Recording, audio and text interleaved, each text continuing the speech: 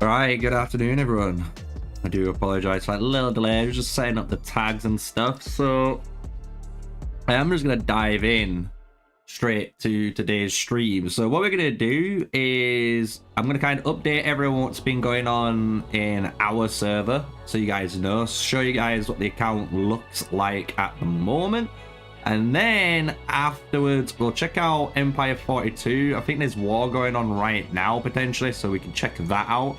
And then as well, I have 2 new games that I want to show, because one of the developers have reached out and asked for some feedback on basically a new kind of game like this, which is kind of cool.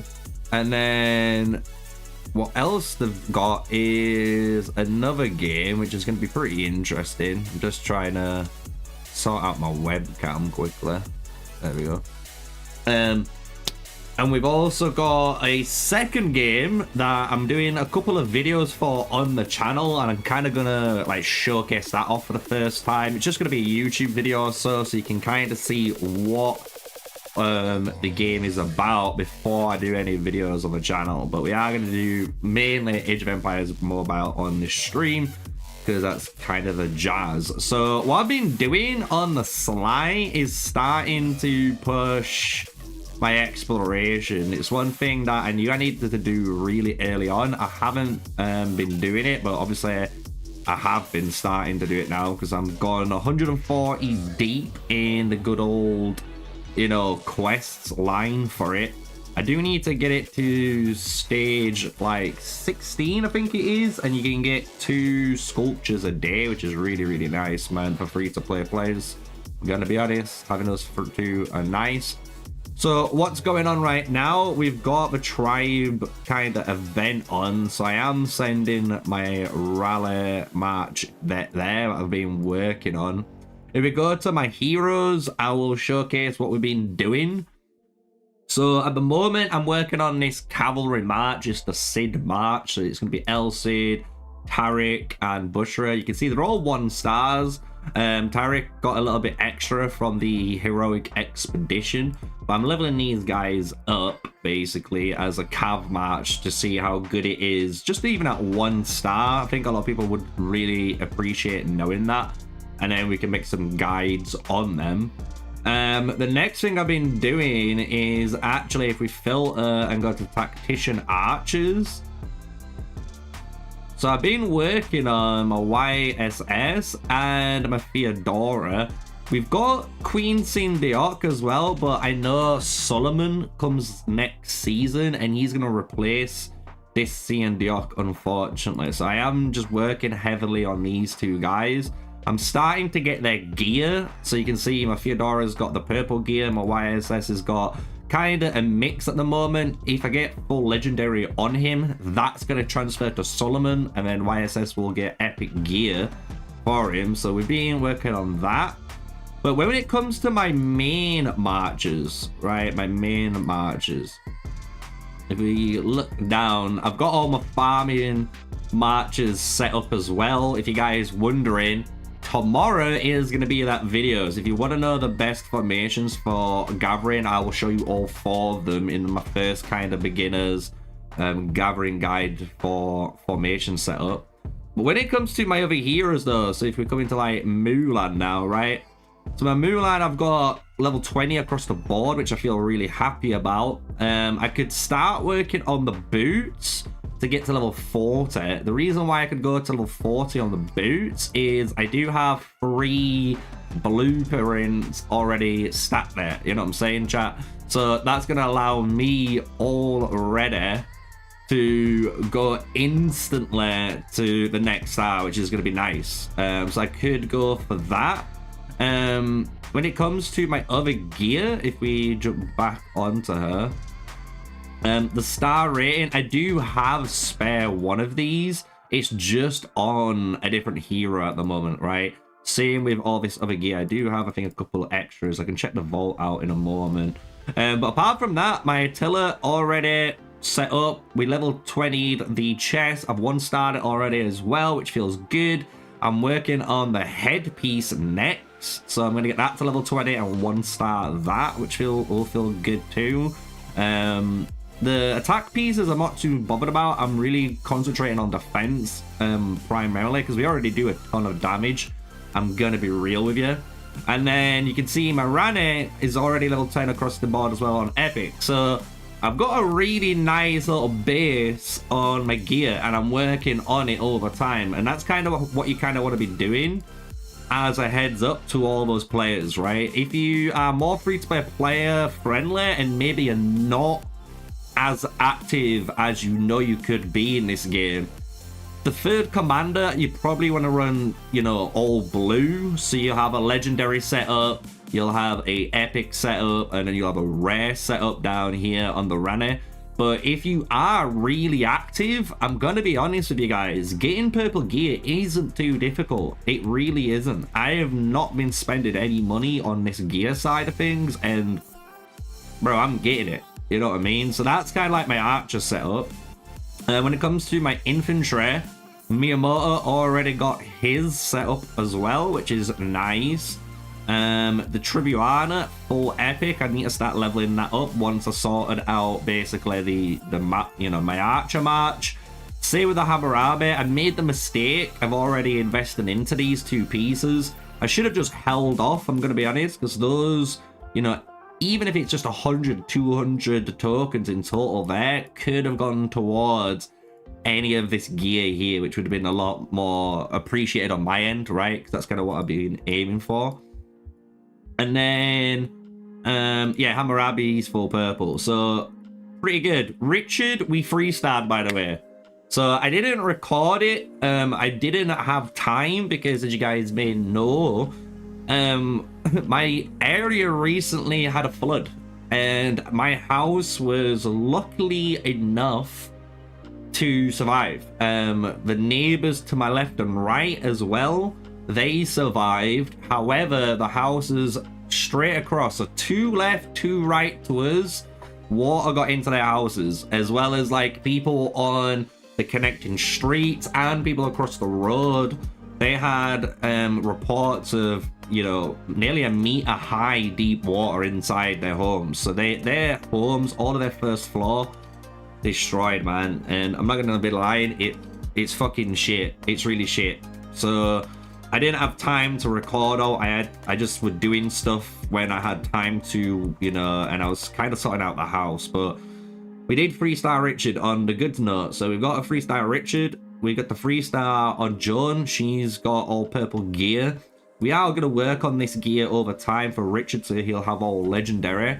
And then same with Leonidas. He's only 1 star, so I'm not really putting a big emphasis on him. I might replace him for Boudica maybe in the future, allowing me to go for more of a, you know, investment without spending on him. You know, the only other thing I would have to do is spend money to get him up, so it's one of them. So yeah, we've been progressing, guys. We've been progressing. If you want to look at my general hero pool, I'll let you have a quick look. We've been doing some goodness. Let's be honest, man. I've been pushing what I can. Let's be real, and yeah, it feels good. It feels good. So jumping out of that, if you go to the power rankings, I know you guys love that power ranking, so I might as well show you it.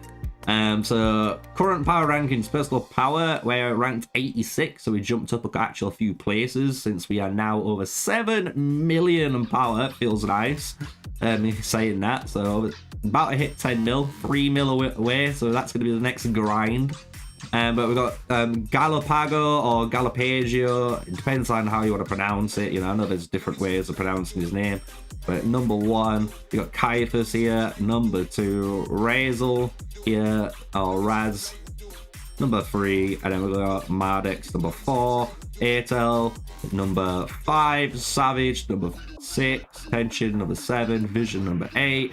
Phoenix at number 9 and Lethius at number 10. So I'm only going to name those guys. Everyone else I will just showcase. Chisgo, rank 15.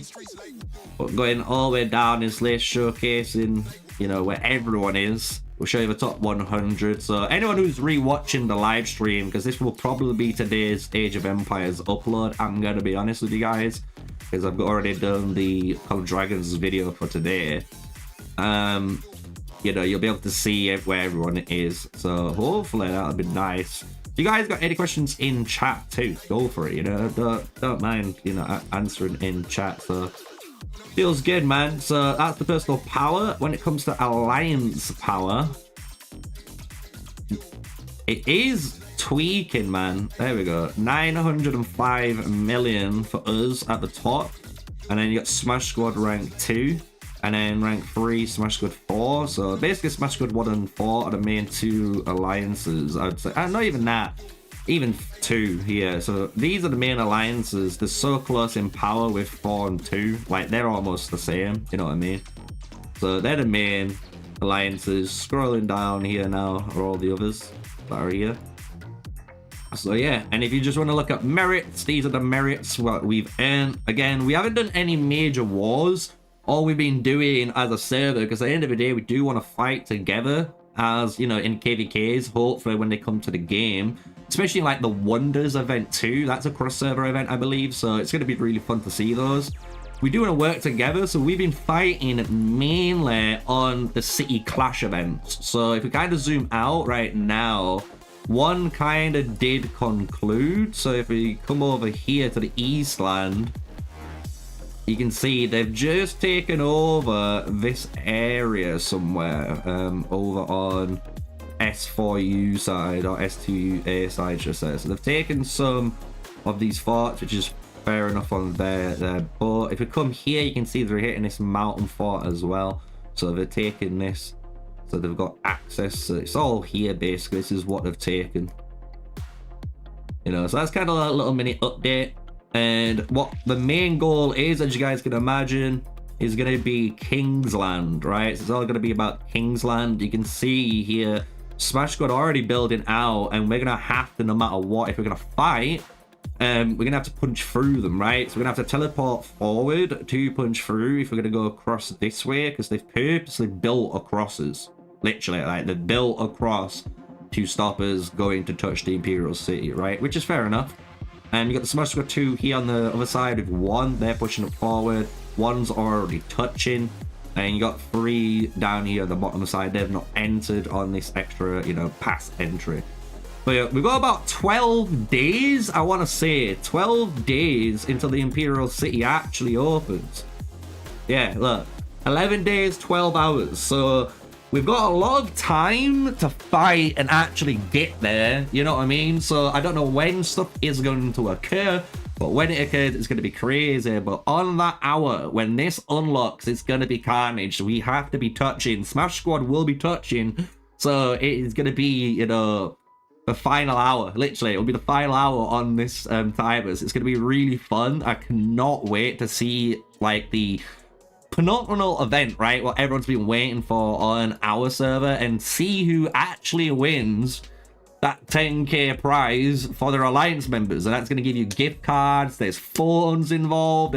It's crazy, right? So it'd be really interesting to see who wins. It'd be awesome if we win. Honestly, I'd love to win in the Grudge Bearers, right? Because we're kind of like the underdogs. We're fighting fucking everyone, right, in this one server. But it's gonna be a fun server no matter what afterwards, right? When we all unite, it's gonna be fun, I'm gonna be honest. So that's where honestly we've been at, and you can see I've started to kind of farm. I'm on 14 million food. I'm really pushing food ready for any sort of healing and training troops later down the line, and I'm going to keep doing the same thing for now. I want to get a bunch of food stacked up, and then I can farm everything else pretty easily, but food is the slowest out of the lot. When it comes to my buildings, we have finally hit Town Center 25 as an update on my account. That's why I'm 7 million, so we've been able to actually now basically start to upgrade this, right? So we're waiting for the house. Oh, we're waiting for something new. We can just speed through this guard tower. There we go. We have to upgrade this now. Oh, no. It's fine. So we're going to have to upgrade the lumber camp to upgrade the house in order to upgrade the university. Because if we do the university, we do have the T6 unlocked. But what I'm going to do now, purposely because I've got this final one done, and that's basically from all my speed ups and stuff of spending as well. So all my spending that I've done from the beginning that you guys saw, that 1.8k, has got me to here over time now, which feels actually pretty good for like a month's progression. And now I'm actually going to switch and I'm going to do my eco tree. I'm actually going to use the eco tree to its advantage. I would have gotten technically further if I did this first. I'm going to be real with you. I would have gotten further, but I really wanted to see, as an experiment, how far can you get with money in this game if you just whale it out, right, compared to other games. So that's kind of the aspect we've done there. I'll show you my vault so you guys can see the current setup we've got. You know, we've got a nice rain of epics, you know. And what I've been doing, and people might call me crazy, but because of my setup, and I am going to make a video on this, and I'm going to talk about, I think, this in a future video, about how you should build gear. I'm honestly going to ignore blue. I really do, because even though it's there, yeah, maybe if you're super free to play and you're really not that active, you might have to go for a blue set. But if you're an active free-to-play player, I honestly think you can go for double epic gear and having one legendary gear on your marches. And that will really help you, man. Like, the extra 0.5% bonuses that you're gaining, as you can see, is just so much better. And you're gaining, you know, unit cap up, and now you're getting the damage taken unit type. This is so good. Like, taking reduced damage from your counter is so important for marches. So this is like pinnacles why I think you go for an epic legendary setup. And what you can do with the blues that you actually earn, what you can do is on a nighttime, say you're gonna go to sleep, right? These only take a short amount of hours. So even if technically you're playing a game right now, you could forge these. These are only an hour at a time. If you're going to bed, maybe like I would be, you know, these are taking 3 hours, 47 minutes for a purple random, right? So if you look at this, 3 hours, 47, I could go to bed, wake up and get 2 of these blueprints unlocked while I've been asleep. That's progression, right? And then again, I could go back through the day, burn through these 11 blues, get the blue gear. And what I have actually been doing, and some people might think this might be a crime, but it's helped me honestly a massive amount when it comes to progressing my account, especially when it comes to level 20 of this gear, going to level 20 of this gear, level 10 in this gear, and I've been pushing that, right? And I made some little mini mistakes, like making level 10 gear on my Miyamoto early. I could have used a lot of that on my main march. But look, even with those mistakes, right? All I've been doing is dismantling it, man. And you can use this if you really want to. But bro, I've actually been taking into consideration that 50 targeted, you know, essence that you get each time. It is so hard to obtain. Because even in your island expeditions here, chat, you look at your island tactics, you go into, for example, the store. I am stage 7 now, right? Because my rank is over 500.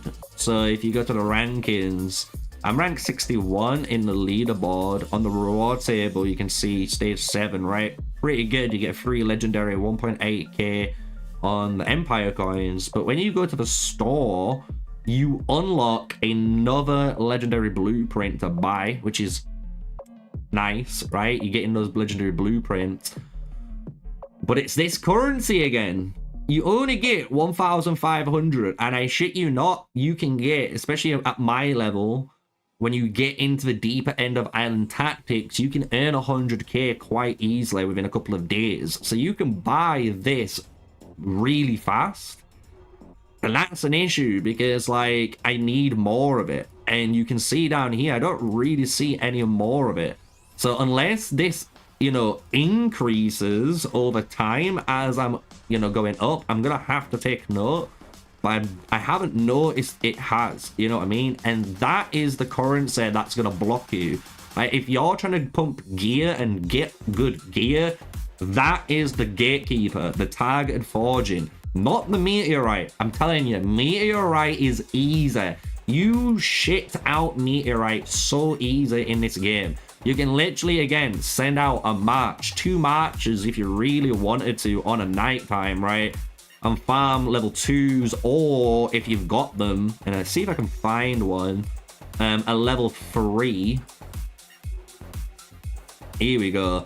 When you get this one, oh boy, 450. It's a lot of meteorite. I am telling you now, and you will not be struggling on meteorite, especially if you follow that strategy that I've been kind of running through. Because look, you're kind of going through the most cost-effective way of getting gear. And when you look at your meteorites, mine's always around this 9k mark. Sometimes it goes up to like 17,000.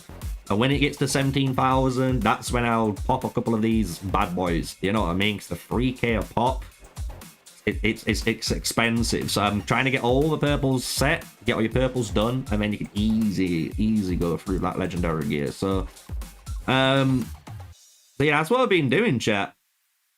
And that's basically a good overall rundown. So if you've just joined the live stream and you've been wondering what I've been going through, literally that past 24 minutes is basically a mini video for you all. You can re-watch it if you want, and it will go through everything that you need to know. So that's the server update, what's going on the server, as well as the account update, that's the heroes, even the gear that I have, as well as the tech update as well.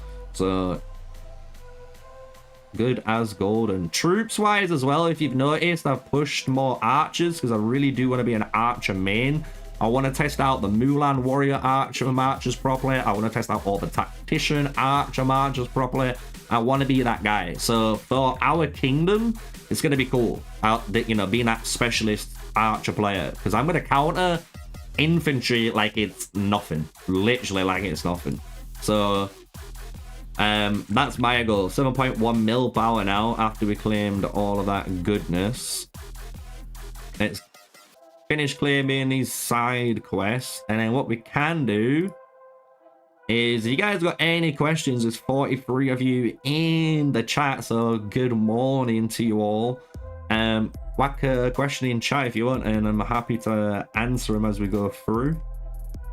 Got 10 of these bad boys to finish, and then we're on the next level. This is already cooking, if you're wondering, to get the Darius upgrade. So that's 26 minutes on it.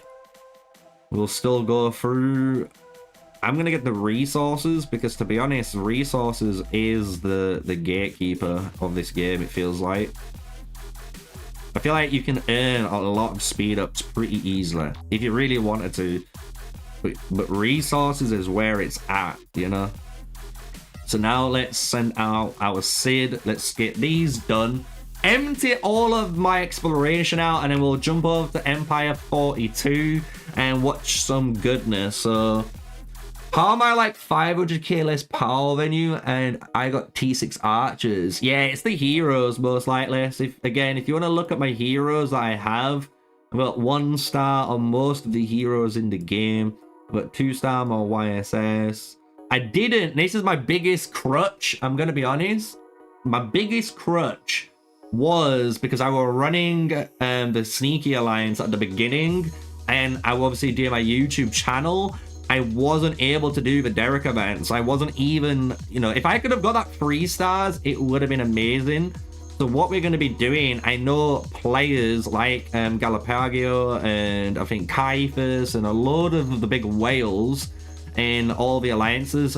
Once the 10k Imperial City event's over, I think we're going to try and get everyone into an alliance one day and make it the, you know, Giants Raw Day. So you can jump in that alliance, whoever you are, start doing these rallies, and you know what I mean, and finish it up. Because at the moment, we don't know if this event comes back. It hasn't returned on any of the other servers yet, but that was from the beta. This is global launch, and obviously global launch does behave completely different to normal game, right? So maybe next season for global launch players, we might get it back, but I cannot confirm it. I might ask the devs if maybe one day, if I send them maybe, you know, a questionnaire of some questions, right? What would the answers be? Then I could relay it in a video, maybe something like that. But for now, I don't know. But yeah, that was the biggest crutch on me. I will admit it. Like, I fucked up. Chat, I fucked up. I'm not gonna lie. Like, this was the fuck up. Because this hero really does help you in the early game. I'm gonna be honest. In the early game, he really does help. But you will find heroes that will outperform him if you're a bit of a spender. So that's why I'm not, you know, but it's a lot of power I've lost, you know what I mean? But apart from that, if you go to the actual hero base now, because here all these level 40 heroes are all my gathering marches, as you can imagine, with my Darius, Dio, and King Derek and YSS. That's kind of like my entire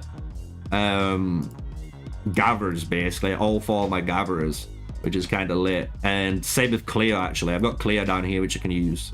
So but apart from that, if you look at my actual hero base, I've got Mulan. So my Mulan's like this at the moment. We got 3-star on the Attila, which is really nice. 4-star going into 5-star on Miyamoto. Again, Rani, 3-star. 3-star on the Richard, which feels nice.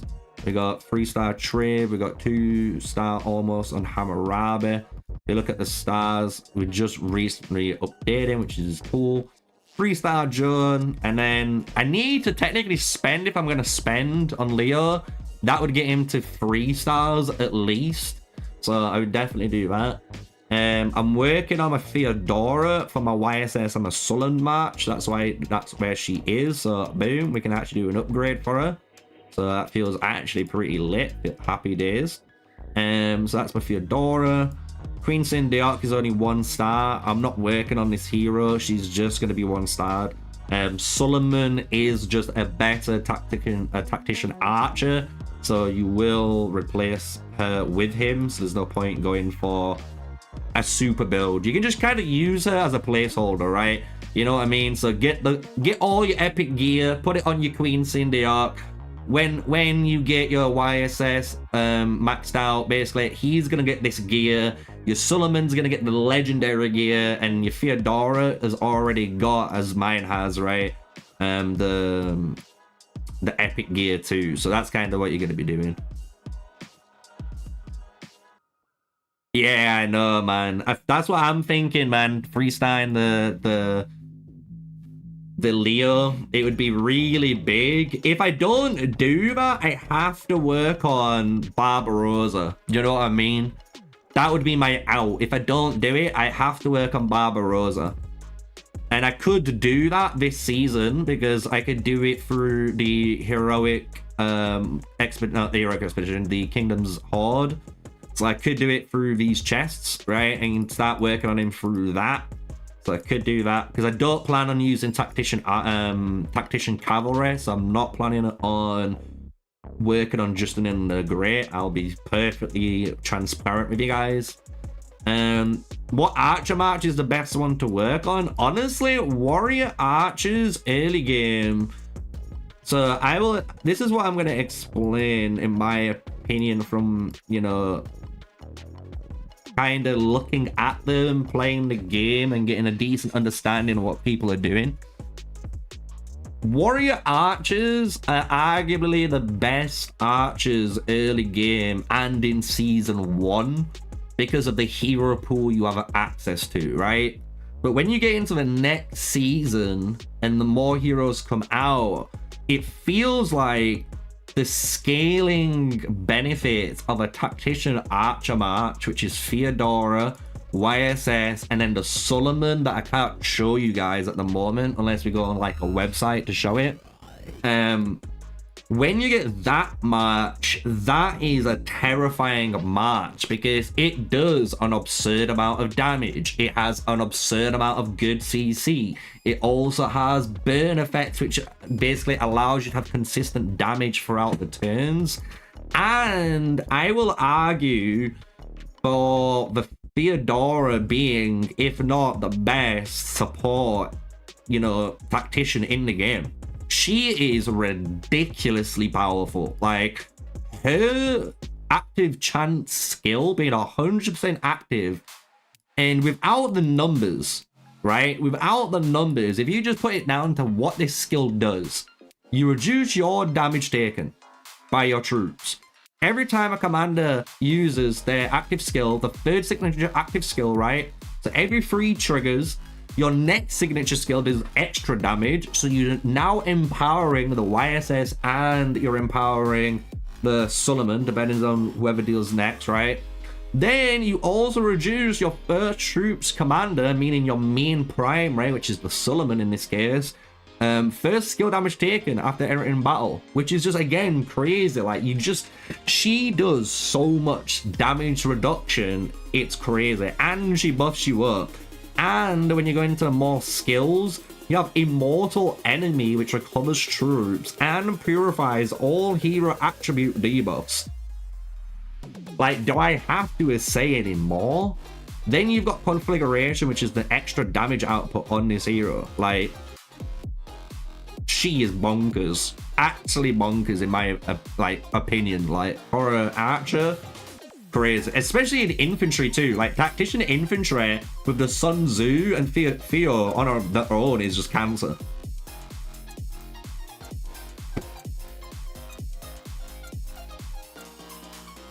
Pikeman free to play, I would always argue I'd go for the what you call it build here.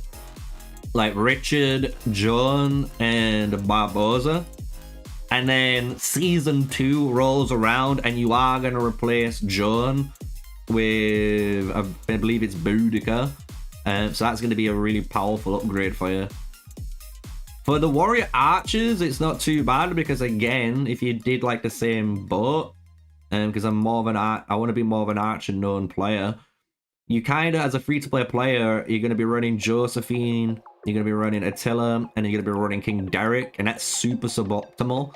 But then you should get Rani if you're a bit of a spender, and it will power it up if you run Josephine, Rani, and Attila. But then if you're a real spender, you run Mulan with Rani and Attila, because it's just too much damage. Like, Josephine with Mulan and Attila is okay. Don't get me wrong, it's a pretty good match. I'm not going to doubt it. She does some reliable damage and stuff, but it's nothing close to what Rani's providing. So that's what I would do.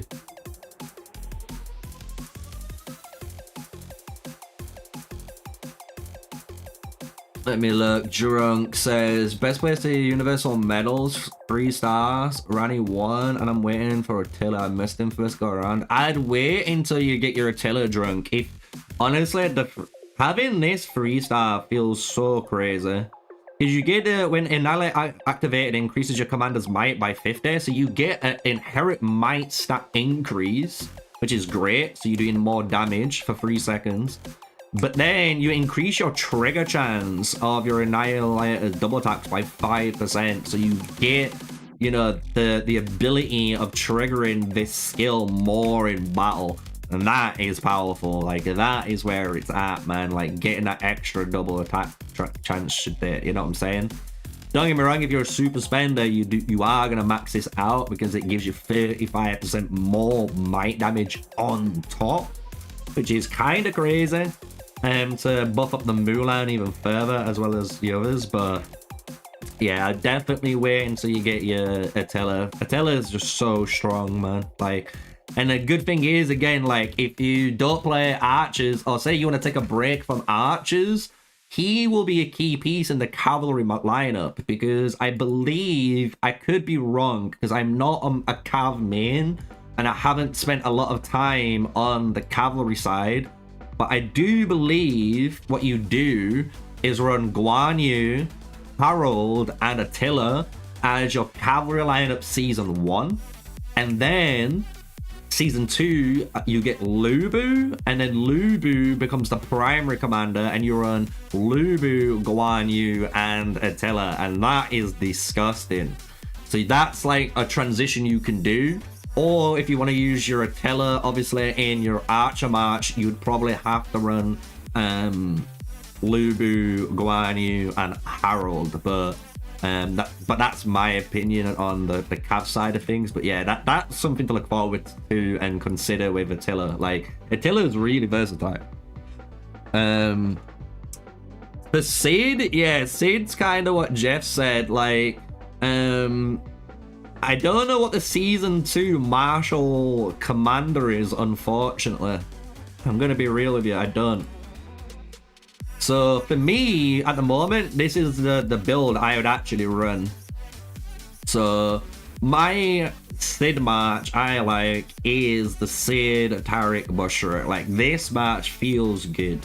Like, it really does. Like, Taric really puts in work. People really don't understand what Taric's there for, but he's there to honestly make your Sid hit like an absolute dumpster truck, and it's so good when it does, man. And then Bushra is a really powerful, honestly, support hero. She's giving you the recovery that you need as a cav, which is really good, and she's inflicting disarm. So just think, I am an Archer player and I want to double attack you all the time, but if I can't attack you because you disarm me, that 3 seconds, those 3 turns that you have, really do put the tempo swing in your favor. So I really do think Bushra is a really underrated hero. People might not understand like how powerful this disarm would be for a cavalry main. So that's why I like it, and that's the build I am running. And that's what I would recommend, is the Bushra Sid Taric match. But that's me. It fucking just hits like a truck, man. I have seen some nasty reports, because I'm pretty certain this, when you max this signature skill out, goes to 435%, and the second strike is the same. It hits like a truck. And with Taric, it just makes it even harder, and like it gives you that extra chance, you know what I mean? Like, he really is like the glue of the march, and people don't realize it. So I really do like it. Really like this match. I think this is the way you'd play it. You can run, what's the other cavalry march? Seong the Great. I don't like this guy. He's meant to be in, I would place him instead of Bushra, but I don't like Seong the Great over Bushra. But that's me. That's me. You know? This is what they'd run. Wai Sung Jing, Bushra, Yi Sung Jae. This could run, possibly. I don't want this. I don't want to give any opinion on this because I've not seen it. I'm going to be honest. And I don't want to give you guys misinformation. Maybe soon, once upon a time, you know, we can test it out for you guys, or someone who might be a cavalry main on the server might be able to test it out for you guys, but I really am not going to be the guy to say run this one. I would rather be hyper confident in saying run this one. So that's my opinion on there, man. Yeah, the best Archer team is Mulan, Attila, and Rani. The way you kind of want to set it up, though, is depending on what skills you actually have unlocked. It sounds crazy, I know, but depending on what skills you have unlocked does determine the positionings of these heroes.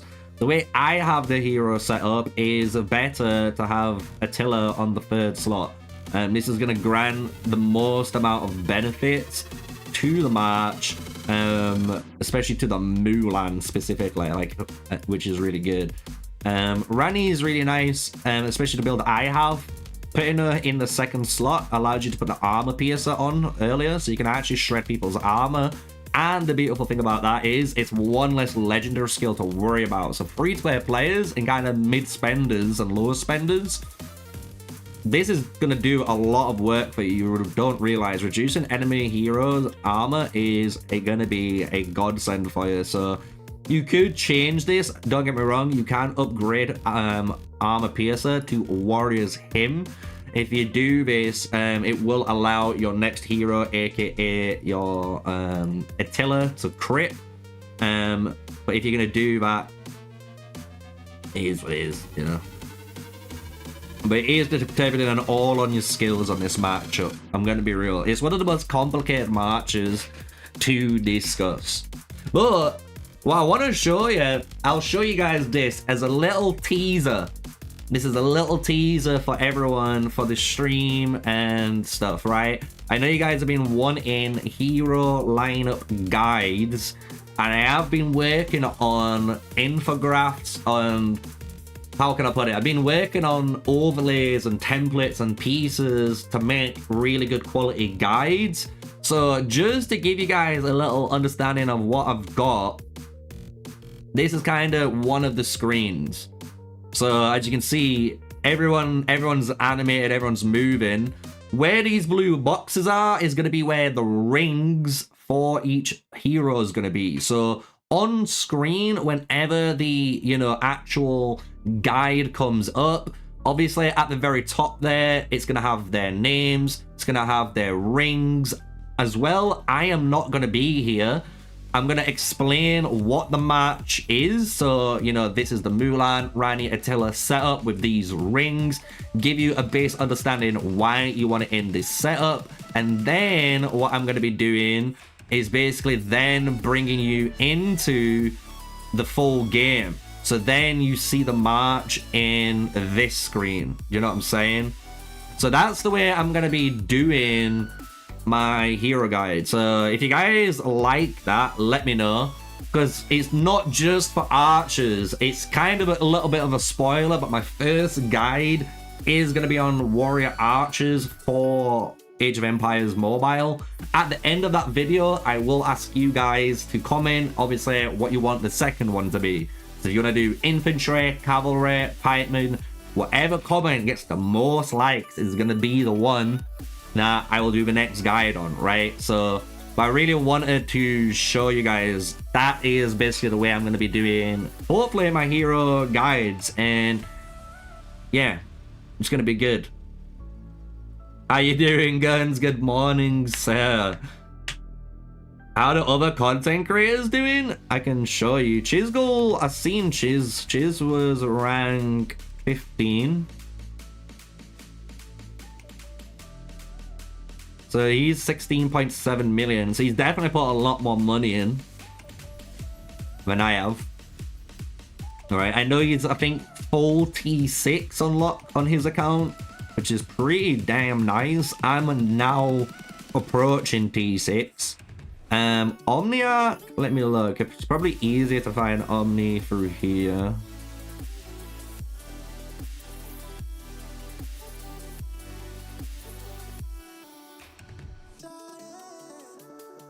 He's not even a rank 3 because he's not active enough.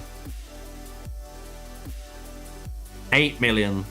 So he's 900k above me. And he's one town center upgrade above me. He's level 26 and I'm 25. If you look at Chiz, we can look at Chiz's, right? So if we go to rank again. Chiz is almost there, level 28, boys and girls. So he's almost T7. He's pushing. He is pushing. Jeez. Fucking crazy.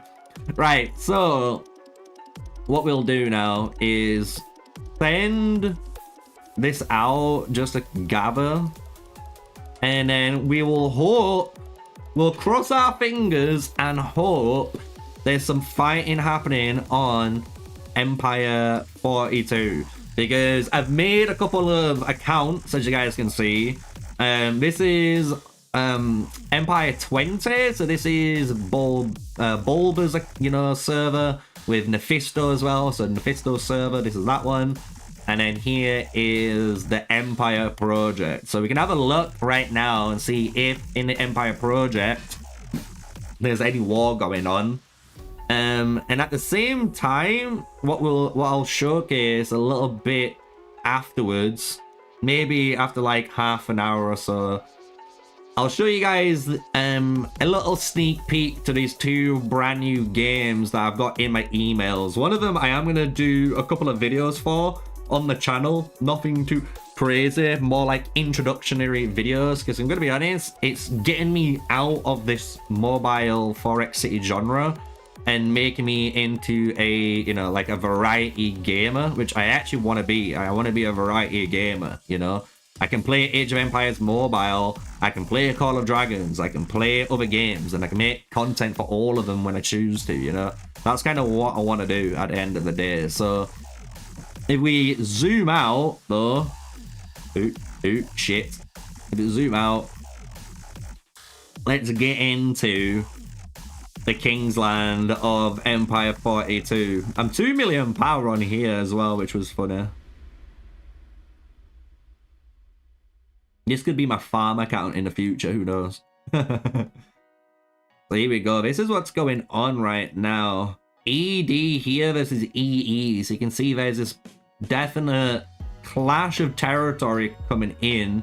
EE all located here with ED. You can see some ED members there, but primarily EE, they're building towards there.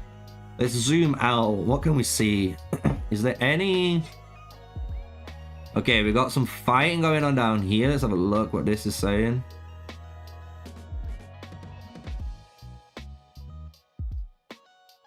We might have just missed that. Oh, fucking oh, taking that.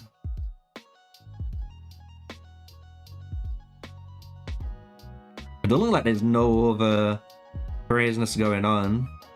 GE. Let's have a look. Zoom in. Ooh, I think might be here. All of ED are all here. Oh, shit. Yeah, it's all here. ED into GE territory. Teleported in.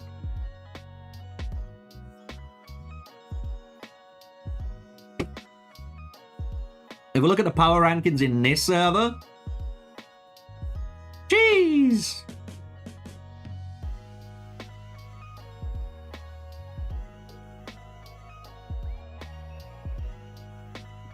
Catzilla trying to put the work in, representing content creator. Love it. I wonder how strong. I'm pretty certain Sig's on this account, but he's on a free-to-play account on this server. So I wonder what his free-to-play power is at. So there you go. That's your top 100. There you go, chat. Alliance power. What is going on? There we go. 1.2 billion, 1.1 billion. And then you've got 800 mil, 700 mil, 647 mil, and 441 mil. And it really does die out there. But definitely these top 5 here. How you doing, Mardex, my dude? Ayo. So yeah, this is the action we're going to be paying attention to, most likely, because you can see these guys are sending troops over here. So I think what they might be trying to do is sneak this port off them. Is that what they're trying to do?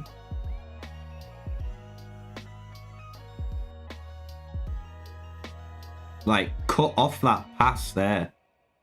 So then all this territory isn't connected. If they... Yeah, that is a big play, boys. That is a big play right there.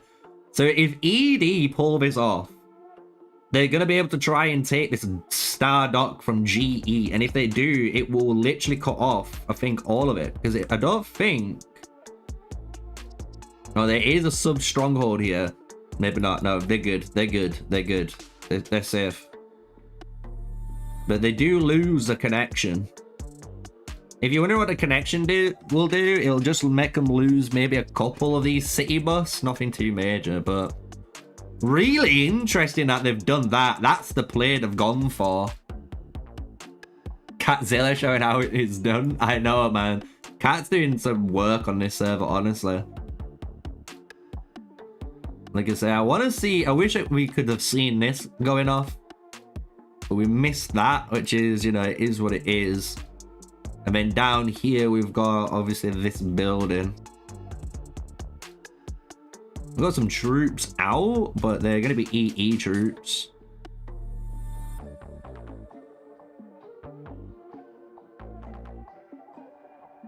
Right, since there's no going on, to kill time, like I said, I'm going to show you those new games because I want to keep this nice and short because I do need to disappear around, you know, 2 p.m, just after 2 p.m, and it's coming up to 1 p.m. already because I've got to do the school run and pick up the little one from school, obviously. So they can't. EE will help ED so easy. Oh shit, chat. That's what I mean. It's going to be interesting. It'll be nice to see some fighting going on here. But what we'll do is go on this. Let's just like put me here. So can you guys see that all right? I'm going to like put this like this. So this is a new game. The producer of the game sent to me. Big document, right? I'm gonna read through it, and you need to tell me right now if you find this interesting, because if you do, I might cover it, and if you don't, I won't cover it. That's kind of the beauty of today's stream. I really want to get, you know, you guys, the community, with me working together, because by doing that, we can get really good variety of content that you all want, right? So this game, as you can see, is going to be called Legends of the Wild. So the guy is called Ronnie, producer of Legends of the Wild. He's a game geek. Huge fan of RPG, strategy games, especially strategy games with the 4 times hypes. 4x meaning expand, explore, exploit, and exterminate. With the rise of mobile gaming as the MMO, you know, element. Cooperate with allies in battle, ultimately achieve victory. We know this. It's kind of like, I would call your, you know, everyone knows this, right? Your bio. So let's get into it. Let's see what this is. Why are we going to be interested in this game? So free to play, but not pay to win. I want fair competition. That is the very first point that he said. Literally, first point he said straight away. We cannot deny that continuous operations of a fair free-to-play player game requires the payments of whales, right? But fighting between 100 million power and a 10k power is really boring. Normal players have no chance against the whales, but I believe every player counts. I aim to develop a strategy game which free-to-play players and small spenders can genuinely compete with whales and have a shot of victory. Here respect is earned through skill and strategy and not spending. Okay. In Legend of the Wild, there we go. We remove direct purchases. Ooh. We remove direct purchase packages, heroes, resources, and boosts, making resources earnable only through gameplay. Capturing land, upgrading technology, just like gold in League of Legends or Dota 2, which you can only get by killing minions and monsters. Here, heroes have level caps, so there's a limit to how strong troops can be. Recovery of troops' HPs lost takes time, not the power of recovery items. Oh, okay. But both sides face consequences maintaining fairness. So, do paying players have no advantages at all? Not really. Paying players should get some benefits, but not the numerical advantages should be limited. Focusing more on the enhancement playability, and you'll take that in the next point. Right. What are we thinking so far, chat? What are we saying today? So, obviously, the biggest issue with any 4X city building game is balancing the free-to-play player and the pay-to-win experience, right? Because when you get, obviously, any game, COD, Rock, AoEM, you name it, or every game, right? Where you can spend and basically achieve like T6, T7, whatever, right? And T5 as fast as possible. it does create an imbalance to all the free-to-play players that literally can't, right? Same with the heroes and the hero progression. So it's going to be interesting to see what they do here, because they're saying they removed the direct packages for heroes, resources, and boosts, meaning you can't spend money on 5-star in a hero, or on resources, or on any boost. Meaning you have to complete in-game activities to do all three, right? So what is going to be purchasable? That's the thing. Is it going to be mainly cosmetics? Let's see, right? Let's see. So stage 2. And at the same time, by the way, I am looking at the Age of Empires gameplay just to showcase it. We are here. Don't you worry. I have got it on my other screen just in case. I'm looking towards that dock. There's no action. There's no action. Chill, guys. So here, part 2, PvP should focus on enjoyable strategy, not numbers. It's about fun, not just power comparison. Okay. In Legends of the Wild, every PvE and PvP battle is a 3v3 turn-based combat with heroes. Okay. So does that mean it's like Raid Shadow Legends then? Right? Turn-based, like a 3v3 team going against each other.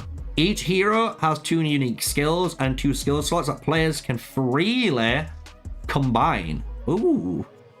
You can give a healer skill to a mage, turning him into a support. You can also equip him with 2 auxiliary skills to make him more of an auxiliary hero. You can also give him damage reduction and a physical attack skills, such as turning a mage into a tank or a warrior, though this might not be very strong. That's interesting.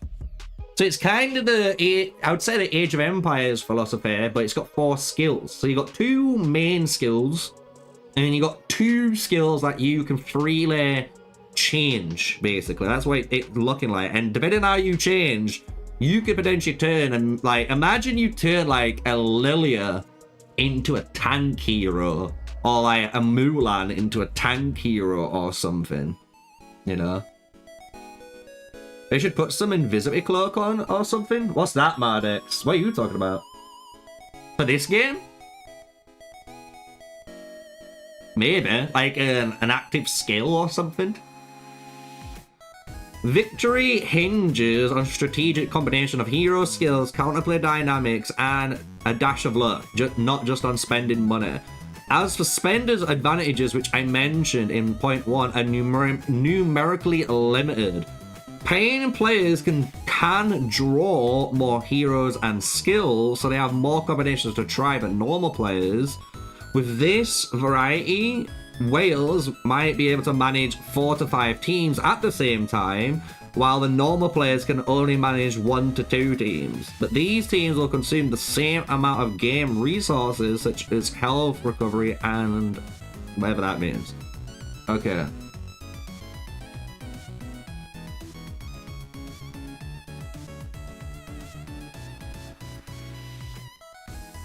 Let's see, Maddox says it's just advertising. I don't think a game will survive without spending money on it, and spender community is already small.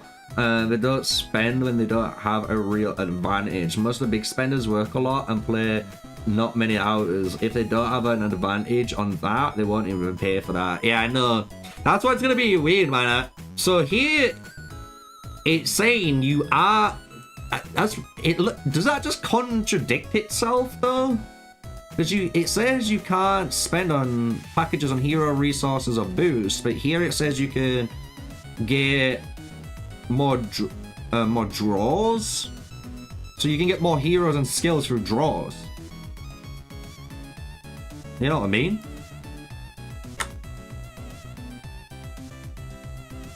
Remember, guys, this is just us looking at the game. This is just, yeah, this is a new city building game, guys, we're looking at. This is just like someone sent me this as a pitch, and I said, is it cool for me to do a live stream, you know, put it in on the live stream, just so my guys, you guys, can have live reactions, live thoughts, and anyone who rewatches the stream can put comments down below as well. You know what I mean? Maddox is 2 minutes late on the stream. Oh no. But this is what the game would look like. So these are like 2 GIFs of what it visually would look like. But what do you think? Visually, what do you guys think? This game's called Legend of the Wild. It seems Affinity Kingdom for the fights. Yeah, I was gonna say that. Affinity Kingdom or like Shadow, you know, Raid Shadow Legends. That's what it looked like to me, personally. But that's just from this one screenshot. We don't know what it actually is. No boring waiting. Rank. This is the 3rd one. In strategy games, power growth is an enjoyable part, but waiting is annoying. Whales can speed up city and tech upgrades through payments, creating a significant advantage over free-to-play players and low spenders, deriving greater satisfaction from the game. Of course, this is also very important of the game's company's revenue. So this is what I mean. The guy understands. It's really good. I think he's trying to explain the balance from... He is the dev, right? And he's trying to explain to you and to me, look, we have to try and create the balance for free-to-play players, but we need to obviously have revenue because of the game, right? Otherwise, without revenue, they can't pay the guys that make the game. They can't get more development to make better updates, you know what I mean? Create new content. So I like the fact that they're being truthful, you know what I mean? Just brutally transparent, and they've allowed us to you know, stream this. After playing numerous strategy games, it thrills me the most is the GVG experience. So this is basically like the guild versus guild or server versus server kind of experience with allies post basic tech upgrades. So we remove the time consuming of all build and tech upgrade along with paid acceleration options. Oh.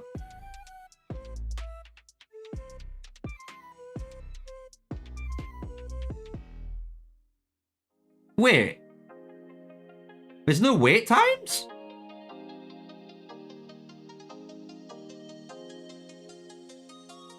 Is this basically saying there's going to be no wait times? The only time you technically wait is the farming. So if you have to farm for like 1 million gold, once you hit that 1 million gold, 1 million stone, 1 million thing, you can just hit the research and it's done. You've hit the requirements. They're not going to make you wait for that time. They're not going to make you spend money on that time. Basically, I think what they're trying to say is you spend money on the hero pool or just heroes in general. Like as if you were going to play like a card game like Magic the Gathering, Hearthstone, where free to play you can technically earn all the cards, but spenders can buy packs to get the decks quicker, right? But that could be me just like interpreting it wrong, but really interesting.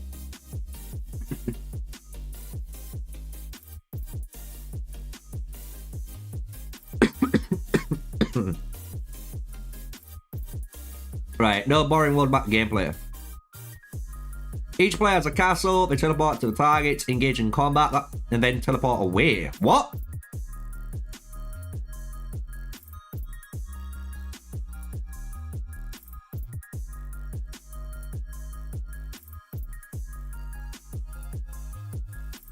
Wait, this is where this is.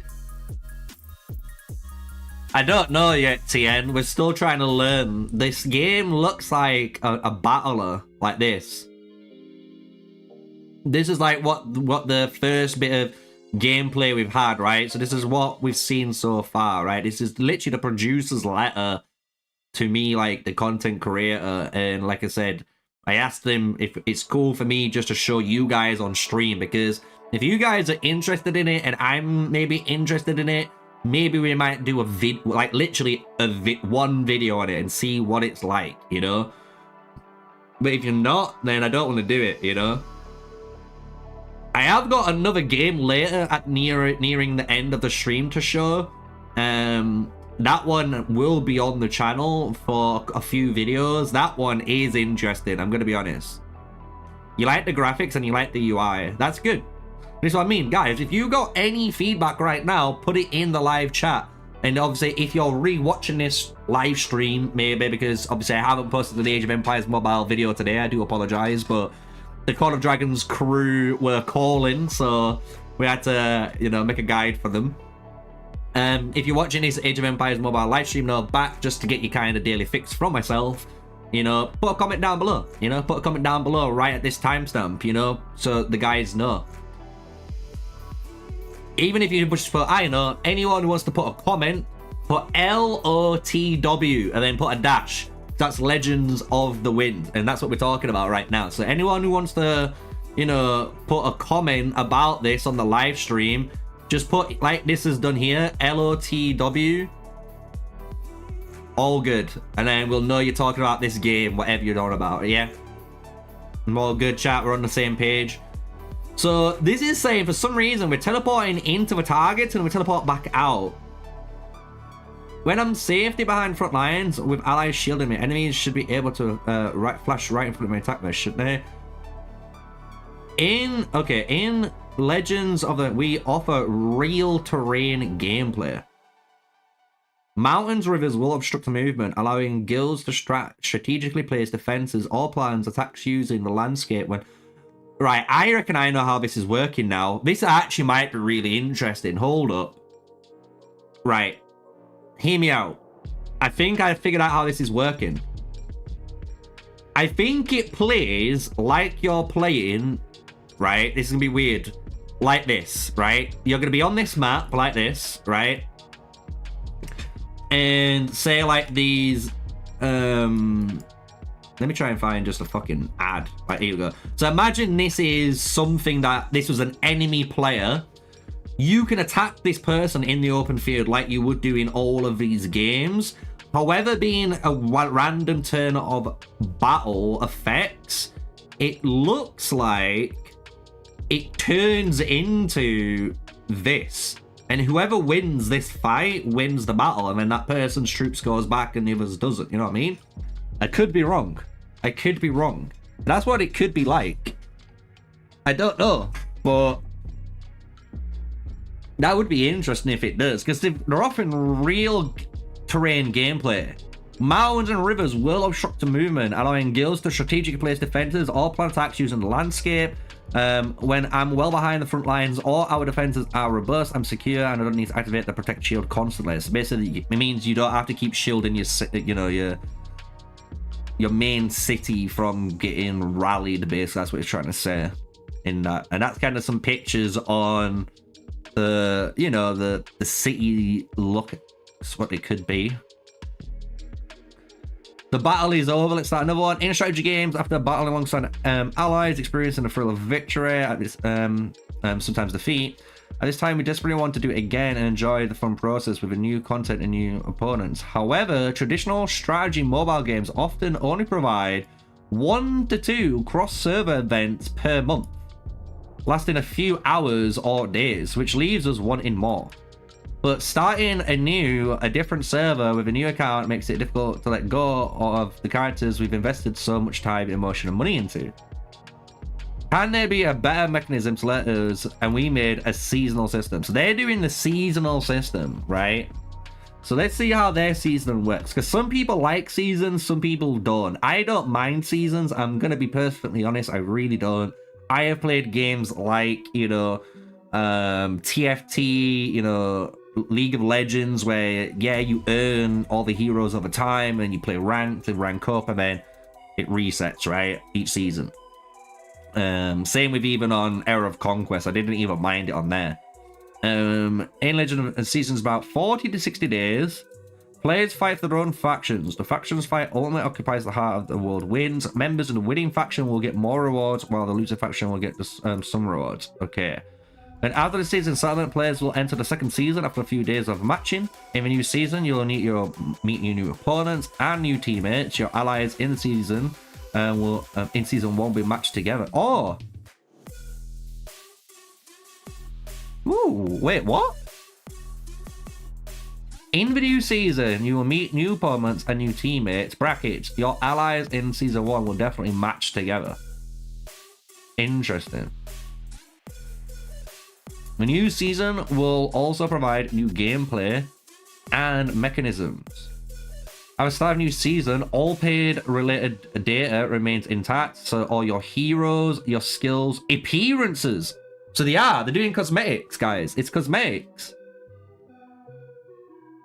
While the growth related data resets. So it's your city level, tech level, hero level, skill level, guild level, and remaining tech advancements. Just like in Dota 2 or League of Legends, you just won an epic victory. Your hero skin will be retained. Right, I think I get how this game is gonna work. Imagine playing literally League of Legends, guys. Imagine playing League of Legends, but instead of your game lasting 30 minutes, your game literally lasts 40 to 60 days. And during that time, you're earning all the heroes anyway, so when it gets to the next season, you're just as strong. You're just going back to level 1 again and going, you know, through. The thing I have, the biggest concern I have for this type of gameplay is how fast does it take players, you know, to get there? Are they gonna gatekeep it? So technically, like, in the first 7 days, you only can unlock like tier 3. You know what I mean? Yeah, like Era of Conquest 2.0. Yeah, basically that's what it sounds like. Kind of like an Era of Conquest 2.0, where your buildings and your hero levels are the ones that reset. And you can basically level up the buildings and the hero levels each season like that, because they're that fast to do. Here's some extra bits. So here's some extra screenshots.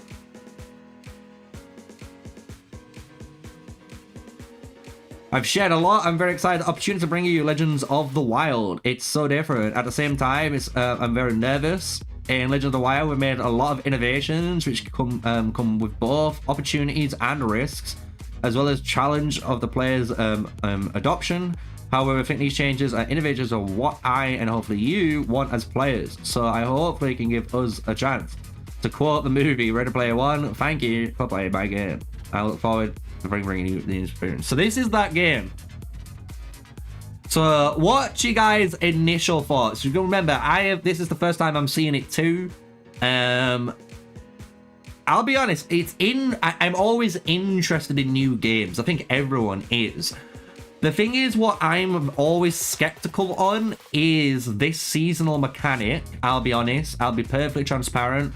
This seasonal mechanic is what I would be a little bit worried on, because I know players really do like when, if you get rewarded for being an active player. So if you're killing stuff and you're leveling up your heroes, that's amazing. You know what I mean? That's what people want. But are you gonna limit that? So hypothetically, on day 1, let's just say, argument's sake, day 1, am I gonna be able to, say I do some hero summons and I find 3 heroes that I really like, and on day 1, can I go out in this world and kill an infinite amount of stuff to level up my heroes? Because if I can, players probably will play the game. Because players don't mind if they could technically max out all their heroes within a week of grinding, because that's what it's like playing other games like Diablo, playing, you know, Escape from Tarkov, you know, where you have hard resets on those games. But if it is a time gated thing, that's where I have issues. So I don't mind trying it out. I can ask Ronnie, and again, guys, this is the producer is named Ronnie. Here you guys go. You know, so big shout out to Ronnie for, you know, reaching out to the channel and, you know, offering us a first look at this game. And if you guys are interested, in this game for the channel, I can possibly get the APK file. I can reach out. We can try it out maybe on a live stream again, you know, like this. And maybe I do a video, like one video for the game, and see how you guys perceive it, you know. And if it's something you guys are interested in, why not add it to the channel? You know what I mean? Because let's be honest, Age of Empires Mobile, I absolutely love. I'm gonna be honest, I do. I enjoy the game. I really find myself always logging into this game. I'm gonna be real. I always find myself logging into this game and doing something. Like, it's crazy. But when it comparing it to Call of Dragons at the moment, guys, man, for Call of Dragons, I'm literally signing in to farm. And if I'm farming, that might be at 40% at the effort. You know what I mean? Like, I am really not putting in effort. And it's sad to hear for a lot of you guys, but the game hasn't got anything for all the long-time players that have been playing the game that really do want to play the game. There's nothing for us to come and make us play. I'm going to be honest. Especially when you're in Home Kingdom right now, it is fucking dead ass boring, boys. Like, there's nothing to do. So I want to add more games, you know? I don't want to be stuck at being the only guy that covers Call of Dragons, you know what I mean? So that's why we've got Age of Empires, and I know it's taken over at the minute, but it's the hottest game. But if I can get Age of Empires, I can get, you know, Call of Dragons. If I can get that new game, Legends of the Wind, right? Or Wild, should I say. They can get that on the channel. It'll be nice. If I can get another game on the channel, it'd be nice, because I would like to have a variety of games that we can play, you know? And people enjoy, not just fucking one, you know? Going for the Mulan Attila Rani mainly. Should have spent gold medals for Richard for the Pikeman comp. A lot of people are saying you can do that because in Season 2, people are going to be wanting to run the Lubu March, and Pikemen are going to be countering that. I did do that myself, I'll be perfectly honest. So my Richard was 1 star, and now I have him 3 stars myself. So I've got a 3-star Richard. I also have a 3-star Joan that's going to get replaced by the Boudica.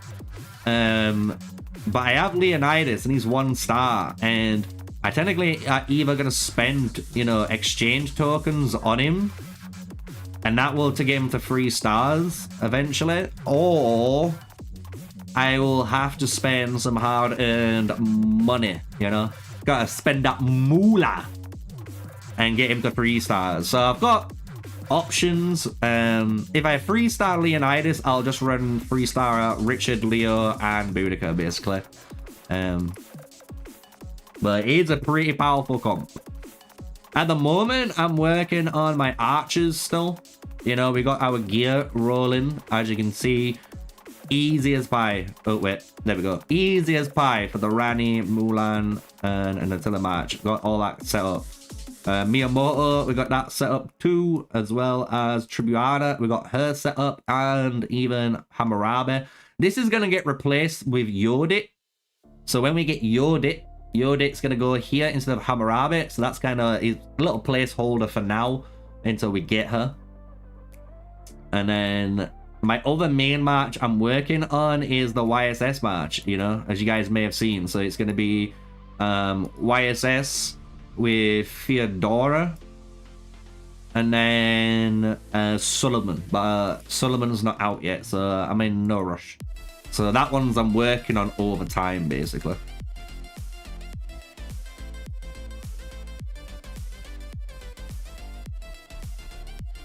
Any more questions for Age of Empires? Let me know. If not, I'm gonna quickly set up at this on my end something else for you guys.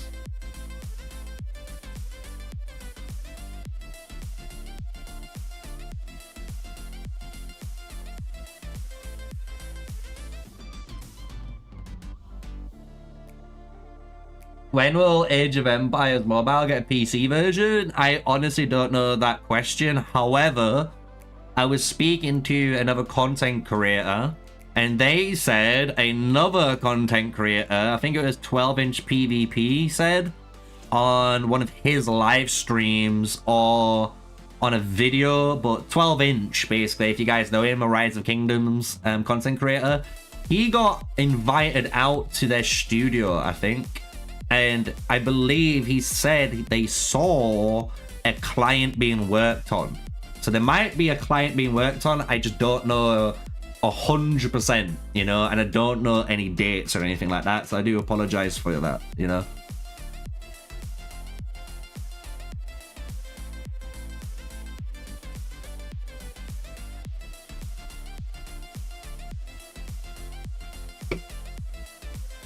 Sid legendary skills.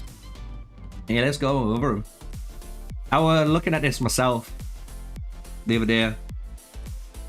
So the one skill you always have to put on your Sid march. So I'm going to explain this. So this is for the L Sid, Taric, and Bushra march, right?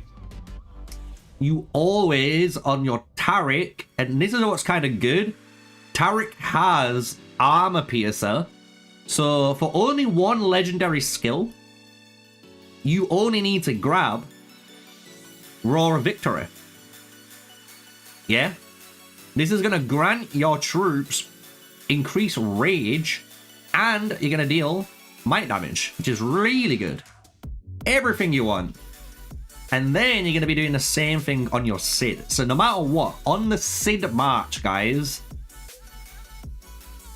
you can replace most likely the armor piercer on Sid, because you're going to keep it on your Taric.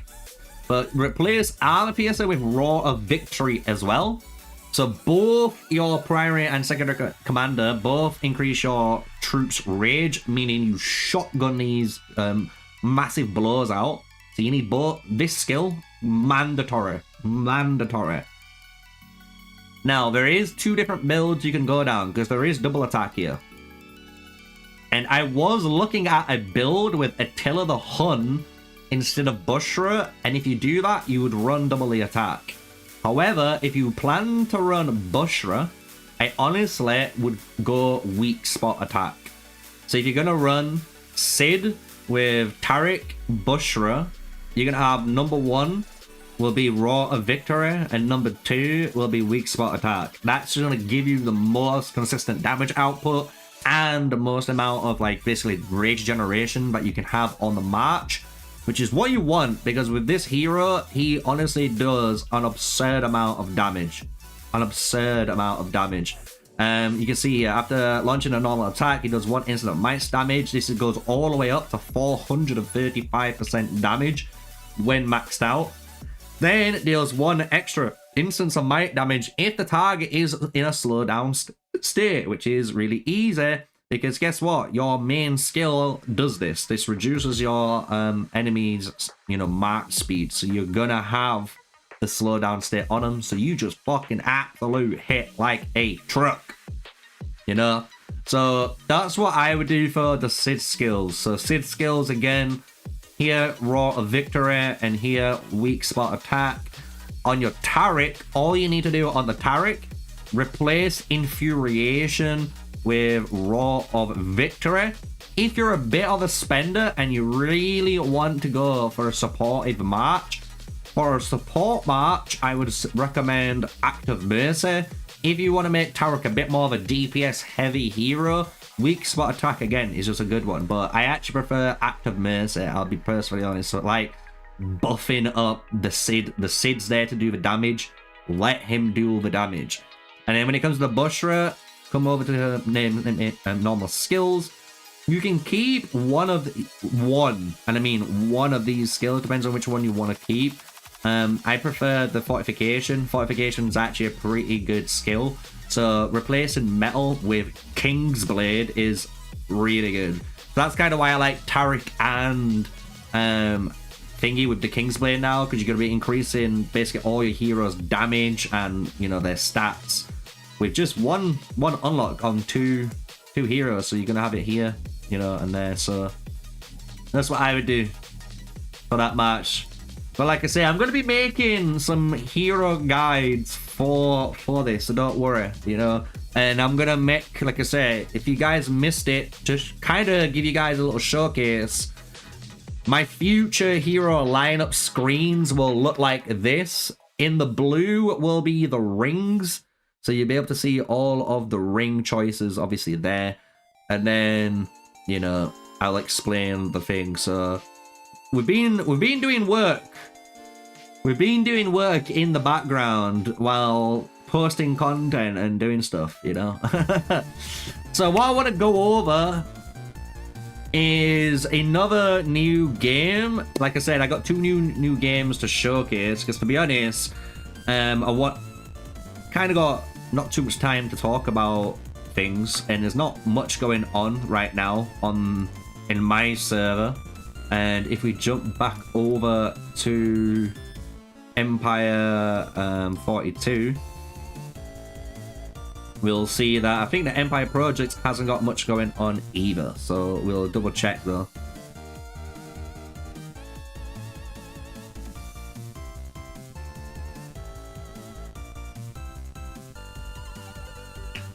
As a free-to-play player, what would you recommend me spending Empire coins on? I got 40k currently and just hesitant on what to invest into. So the thing is, as a free-to-play player with your Empire coins, what you want to spend them on is literally the commander's legendary advent wheel for your commanders first. So I'm going to make a guide for this because I think people really need to understand how to spend Empire coins, because I honestly believe it's a staged process. So what I mean by that is, in the beginning stage, you're going to be spending your Empire coins on marches, right? So you can get heroes, right? So let's say, for argument's sake, Richard, say you're going to play pikeman. You're going to be spending your Empire coins to get your Richard at a usable state. So that might be 3 stars for you, which is what most people would recommend him at, and keep him at 3 stars, right? Once you've got him there, what you probably do is start saving your Empire coins for your next hero. So that's going to be obviously Boudica. So then you'll roll the legendary advent wheel for Boudica, unlock Boudica, get her to 3 stars, and then you'll have basically, right, your free to play friendly lineup, because you'll have basically like a Richard, maybe Joan of Arc, and you know, a Boudica lineup, right? Something on those lines, right? Then once you've got your lineup sorted out, you will then start to save basically your coins again to basically start buying everything you need for your signet ring. I'm going to be honest, everything for your signet ring, because that's going to be the longest grind. Because honestly, the only way that you're going to be able to get these hammers for your signet ring is through the VIP stuff. And they're 500 coins a pop. So that means you need to have 10k every week on this. You know what I mean? And 10,000 is a lot of coins to eat up every single week for free-to-play players. That's why I wouldn't recommend doing it from the start. Maybe once you've got your first hero maxed out, you could start doing this every so often, maybe. But I would definitely get my 2 heroes sorted out, then start buying my hammers. And once I'm buying my hammers, what I'm doing is I'm getting my signet ring and I'm using everything in my power. In my power to do island tactics, to go to the store, to buy the blueprints, to buy the targeted forging, to upgrade the gear. And that's how I would progress my account properly as a free-to-play player. I am going to make a guide or video on it and see how people react to it. That's going to be my advice from playing this game. I'm going to be real. VIP 12 is the best. I'm VIP 9 on mine. VIP 12 gives you the governor's stamina recovery speed on here. With daily rewards, you get the 1 legendary skill scroll every day too. You know what I mean? VIP star, rank 12. You get the 1000 universal. Even then, I wouldn't do that. I'm going to be honest with you, Mardex. A free-to-play player would not be spending Empire coins to get to VIP 12 to spend more Empire coins to get these universals. That's a spender move. The question I got asked, the one I was answering on stream, was to do with for free-to-play players. So that's why it makes more sense speaking about this, because for every 1 sculpture you bought, I could have bought 2 hammers. And 2 hammers, I'm telling you now, is a lot better value because of how hard it is to obtain these rings. And you need rings. Rings are really good. They're really powerful. You know? So that's what I would do to MC, dude. So hopefully I answered you guys' question there. So what we'll do, again, just to kind of finish up this is going to give you guys a nice little introduction again into another new game. Let me get the page. This one is called Duper. So I'm just gonna kind of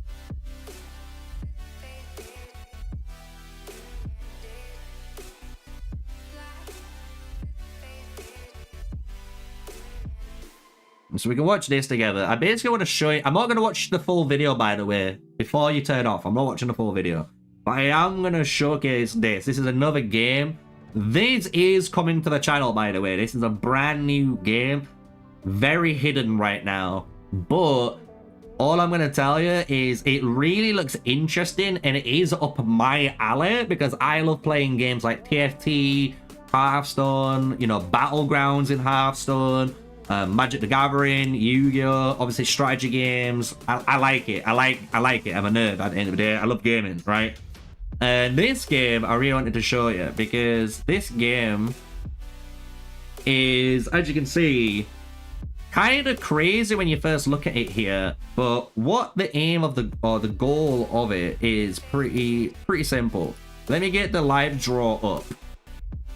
I'm gonna get the live draw on because if I get the live draw on, I think it would help you guys out a lot.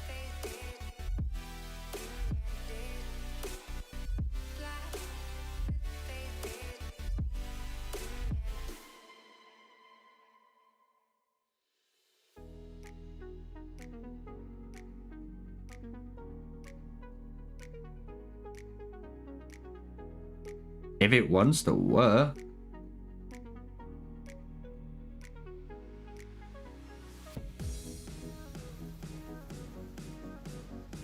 Add. Window capture.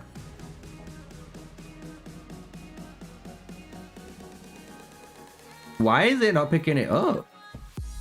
Sorry, chat.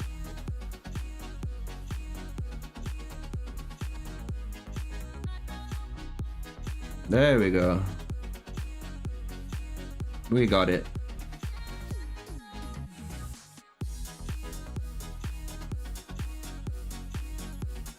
Here we go. We'll just leave this here. So, if I get the arrow on, basically the aim of this game is, it's a 5-player game. This is the tutorial that I'm kind of looking at right now. But the aim of the game is kind of like playing Risk, right? So each time you start a round, down here, you'll see, ooh, not there. Down here, you'll see the number 2. That's the currency, right? And I can build troops and do stuff each turn, right? And with those troops, you basically take these tiles, right? Your opponent is doing the same thing. So your opponent is taking tiles and expanding it out. The first person, as you can see, up at the very top here, in the objective, the first person to complete the 11 tiles wins the game and ends the game. What makes it interesting is the fact that you wager in this game. You heard right. You wager. So you literally are putting up like a currency, and then like the top like 3 or 4 or the top 3 get paid out. You know what I mean? And even if you lose out and say you empty out all of your money, right? Don't worry, because every day you're gonna be able to log in, do daily missions like this, and get more currency and do it and keep playing, right? So now I'm gonna kind of explain what the fuck are these poker cards doing here? Because you're probably wondering that, and I was the exact same. Don't worry. I believe these are a placeholder item. They might not get changed, but I have advised them to change these for a better visual. But the way the poker card works, it's easy. Anytime, if you've played poker or anything like that, anytime you make a flush, you get a pair of cards, you get a straight. So if you get 1, 2, 3, 4, 4, 5, 6, 7, you name it, you're gonna get basically a power-up card, and that could be a free tank, that could be 6 gold, that could be an aeroplane, it could be whatever it is. That's my only concern about the game, is the cards. I honestly think those cards should be more, you know, like a blue card that has a tank on it, you know, a green card with money, you know, a red card with tank, like a yellow card with, you know, the troop symbol on, you know what I mean? So it's a lot more visually easy to understand, because I'm gonna be honest, like, when you play through this game, it is a fun game. So you can see here the guy is basically like producing troops, he's dropping those troops down, he's now basically completed a pair, and he's actually got the tank production lines. He's actually producing a tank here, and he's built one, and you're gonna see this tank like obviously a little like appear, and you'll be able to, you know, like drive around the territory you've claimed. You can also build like this red guy did. So you see this little building here, you can build that. That's gonna actually increase the attack of your troops that's obviously adjacent to it. And the fast games, these are fast games, man, you know what I mean? And you can see what I mean, right? You're building out, and each time you're building out, you're gaining currency, and each time you're gaining that currency, you can do something, right? You could either put a new troop down, you could build or upgrade your little mini city hall so you got stronger troops, you know what I mean? Like, you could do like a load of different stuff that benefits you, and it's all decision making, right? And then what makes this game really, really interesting, so if we go back to the main, this is actually the main website we're looking at here, right? If we go to, I think it's this video. So what's interesting, right, is this is what the main game actually looks like now, right? And you can see you've got like red player, blue player, orange player, and purple player, right? What you can do in this game is, you see this giant box? You can like send messages to each other, and you can like form like diplomatic, you know, alliances. So what you're gonna notice like through this gameplay now is, you see on this left side, they're talking to each other, but on the very top bit here, if I kind of zoom in, let me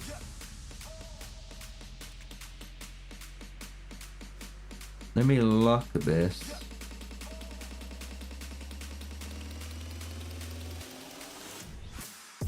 If I zoom in, can you see this little chat box now, right?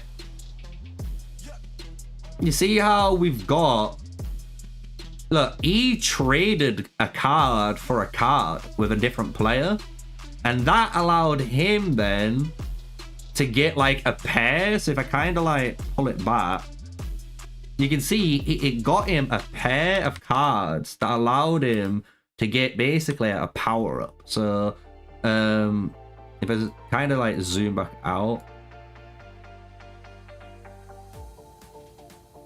so there, look, card combos. Look, he just did a run. He did 9, 10 jack, and he got a tank for doing it. And he was only able to do that because he traded the card with the other player. You know what I mean? So that's why I think this game's actually going to be really interesting.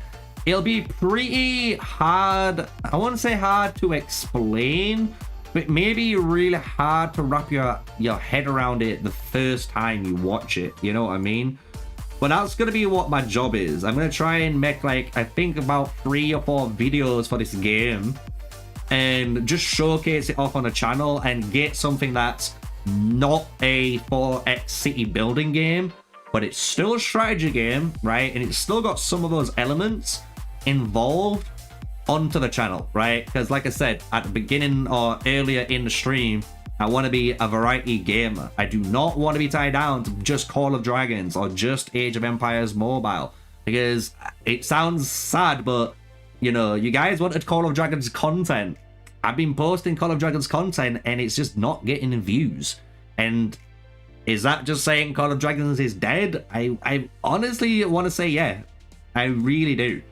The fact that I can get more views on an Age of Empires mobile video than the official Call of Dragons did on their first 24 hours, and I think I might still have more views on them now, is sad.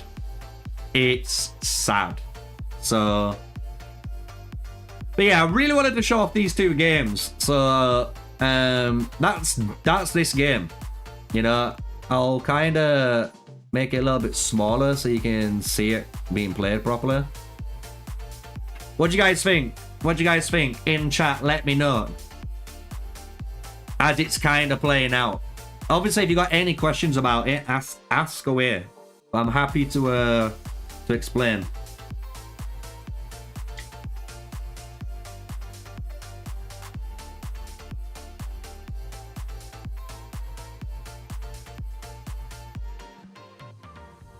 So here, this guy just discarded some cards. This guy wants to trade this ace here for a 6. Obviously, this guy isn't getting anything out of it because he's only got one card. But the other guy is going to get some, probably a lot out of it. He can run a 5, 6, 7, 8, 9, almost 5, 6, 7 straight. That's good. Or this guy could get a pair of 6s. Good. You know what I mean? How you doing, Pedro? Welcome to the stream, my dude. We're just having a quick look at a brand new game that is going to come to the channel. There's going to be a few videos on it, but I just wanted to show it in the live stream just to get you guys ready so you don't get shocked and be like, what the hell's going on, Sneaks? What the fuck? I do want you guys to have, you know, have a look at it and pay attention and, you know, check it out, because at the end of the day, I can play it. You know, this is the game here. You know, I could play it right now. You know, look at that. There we go. I could literally just start playing it right now, but you know, I wanted to give you guys something cool. You know what I mean? A nice stream to, you know, anyone who's watching this, you know, can go back onto and see, like, we've got a nice little variety stream going, and this is kind of what I want to do, you know. But now we're back on the good old Age of Empires mobile. We can kind of, you know, talk about this game. We can continue doing some bits, answer any questions you guys have got for it. I will switch back to the main account for any, you know, questions related to lineups and stuff. But for now, is Age of Empires got any? Are they fighting yet? Are they fighting yet?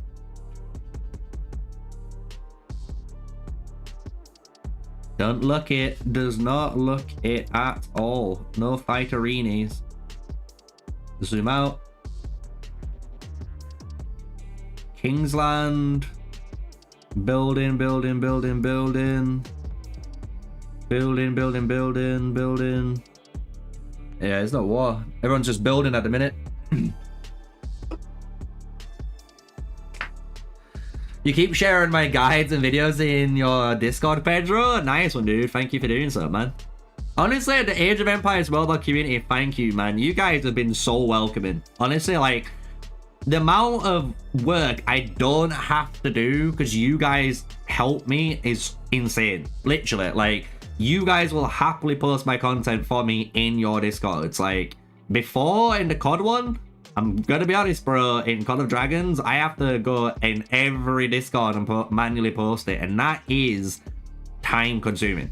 I don't think people realize, like, that is just time I could have spent making a better thumbnail, getting, you know, an overlay ready for a new video, making better quality, you know, edits and stuff. You know what I'm saying? So, but we're gonna jump back to the main account. It looks like there's no fighting going on. I'm sad, man. I was hoping there would be. We can check out. We'll check out actually Let's see if Daddy Nefisto and the guys over here are doing any fighting in Kingsland yet. Could be interesting.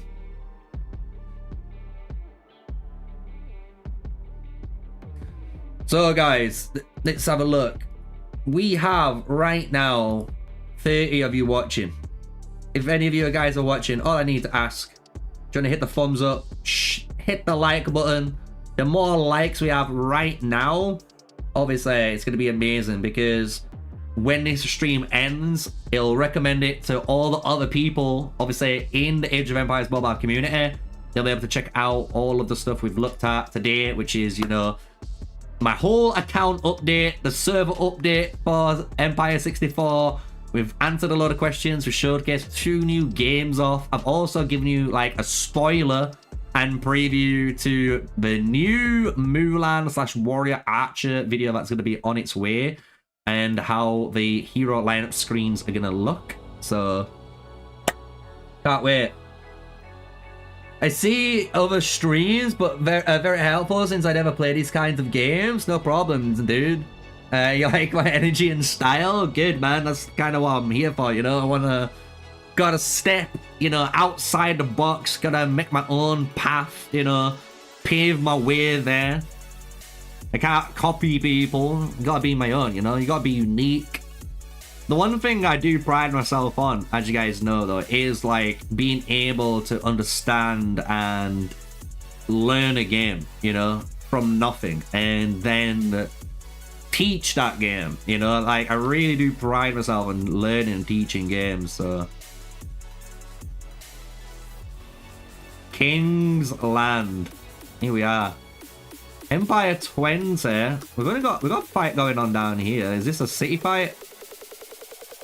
Oh shit, what's going down here? Just missed it, man.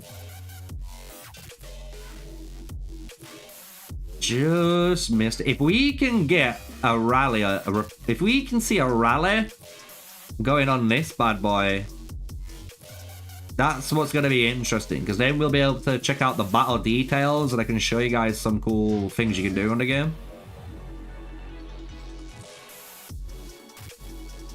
Don't look it. Oh shit, what's up here?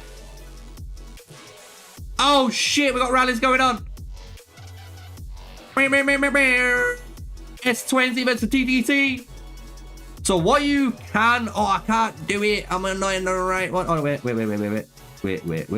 can I do this?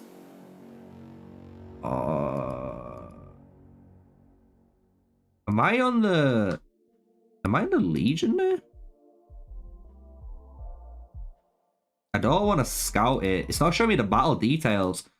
Oh, it won't show me the battle details. I think it's because I'm too low town center. It's gotta be, right?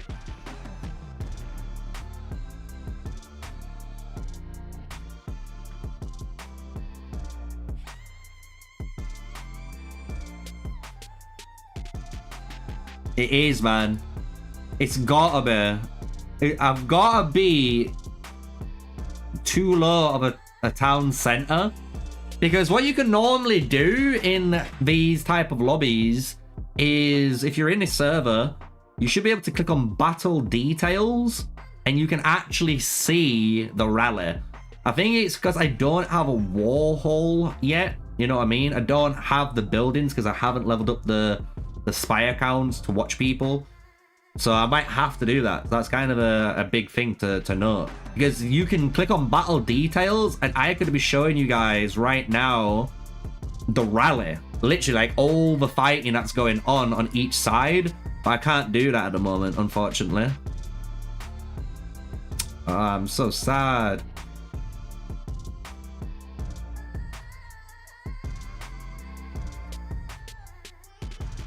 It is what it is. I double check it's not region lock. Let me just double check. Let me see if I've got a war hall. Yeah, look, I don't have the war hall. Knew it. When do you get it?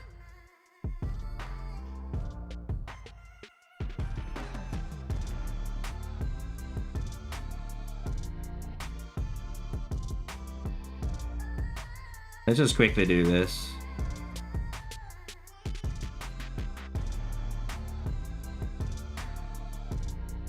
Because if I can get that wall haul unlocked, I'm telling you, man, it's game changing when you're watching and spectating. It feels so good.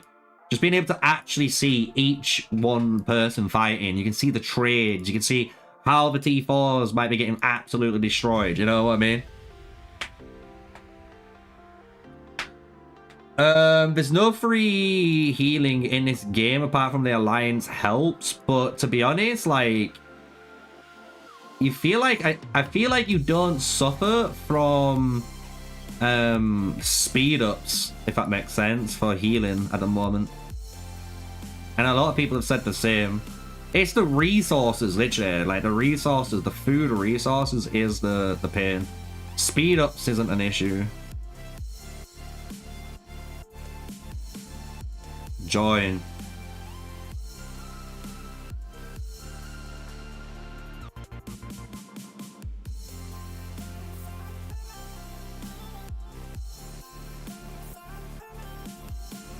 Give me that Warhol, baby.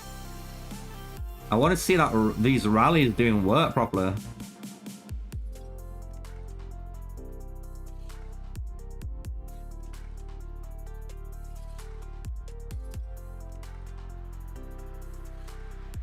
Look how quick I'm blitzing. Chapter 10, let's go.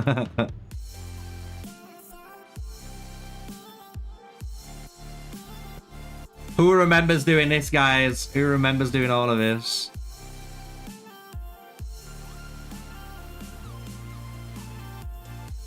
Who remembers this? Oh, shit.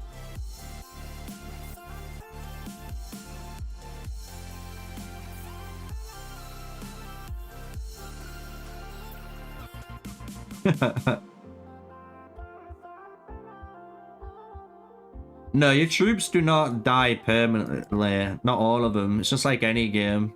In this game, you suffer like a small amount of deaths. Then you're gonna have your gravely wounded that go into your hospital, and then the lightly wounded. But I can kind of show you maybe some reports in a second of how it looks like in the open field. I can't at the moment because I'm just trying to rush through here to give you guys, honestly, like, the better experience, but I need to get this fucking chapter done, unfortunately. I'm not bothered about the score, by the way, here. We know, we know.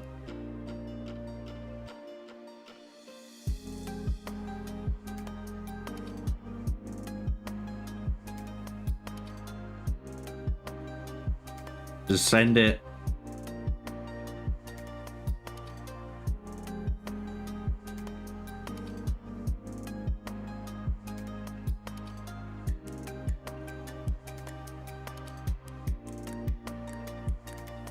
You can see I'm just rushed. Booty again! 20! How fast can we get it done? That fast. Let's get that fishing done. Get out. Let's skip.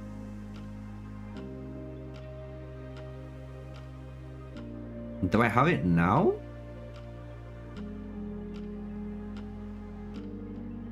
No.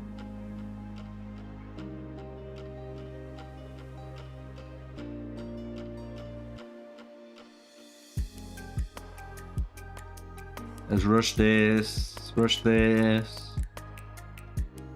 Rush this one.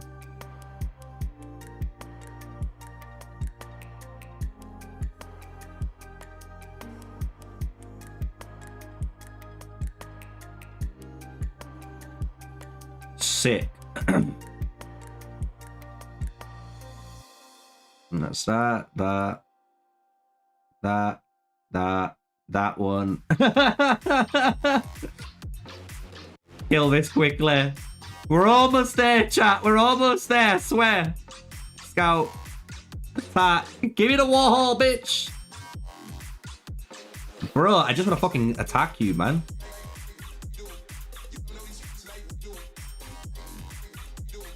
Oh yeah, there's loads of gift redemptions, gift codes out. There's a new code out as well. Let me look. I put it in my new Discord. I'm gonna show. Oh, I can show you that too, guys. Oh shit, I can show you something super spicy.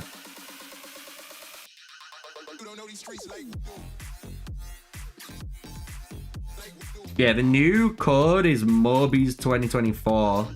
So I will post this for you guys. AoEM gift code.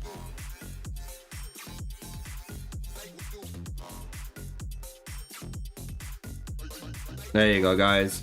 If you copy and paste that, if you haven't used it already, should give you some little bits in your account.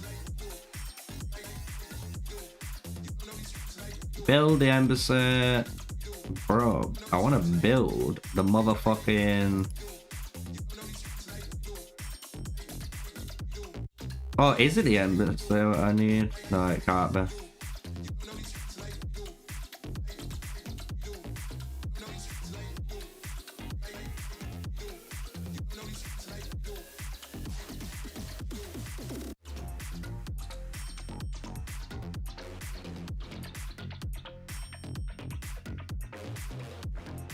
Let me check now. I'm curious. Where was that fighting though? That's the question.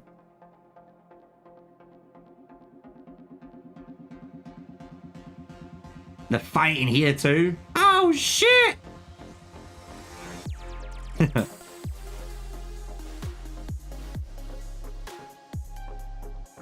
Where was that fighting? Let me go down here. There's a rally here. Okay. Oh no, it's not a rally though. I'm sad. I can't do it, man. Because if I go on my other account, like my Empire 42 account or my Empire 64 account, I can show you rallies as they happen in real time, but for some reason on that one I can't. I don't know why. I would say T5 in this game is like T4 in COD, and then your T6 is basically as if you've completed pretty much all of your tech for your T4, so that's how strong they are. And then your T7 unlock is basically literally like your T5. That's it. And you'll notice like the growth of it isn't as harsh either. Even on that, you know, area. Because like I'm only on, look. Like if I go to my research, like as soon as I complete this, I'm 7-day one, I can start pushing through here. You know what I mean? And these ones are going to be lower than 7 days initially. But I bet you the third one maybe be like 10 days. And then these ones are probably around 20 odd days. But I'll check them out when I get to it. But I'm going to be doing Ecotech. I need to do Ecotech. I need to get to Research 2 and maybe Research 3. So that's my actual plan. After I get this one done. T6 can beat T7 too. My Archer March full star got 800 deaths against 1.8k from the T6. Yeah, man. T7 must be hella insane. No, man. The thing is, it's weird. Troops. I don't know if I'm going to say this right, but it doesn't feel like troops give you the biggest advantage. The actual biggest advantage is the commanders you run. Like, if you have a commander that is like fucking 5-starred or 3-starred, you know what I mean, with good skills that are leveled up, and you've kind of put them points into them, and you got the gear and you got the stars on that gear, that is what fucking slaps. You know what I'm saying? Like, that shit slaps. So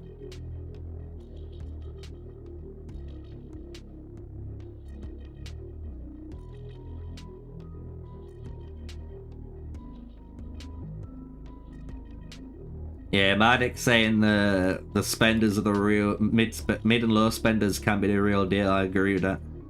And I can showcase like some of Gala's what we did last time. Like, you know what I mean? Like, if you look at some of these reports, like, look, this is how many deads you're getting. 2,000 dead, 6k dead. And that was like, he got 6k dead, and that's T7. And then he got 40k sent to his hospital, everything else, so you didn't have to worry about. And then for Gala, who won the fight, he only lost 2k troops. And you got to think, you're fielding over 100,000 troops generally. This is a 46k versus 132k mixed unit types.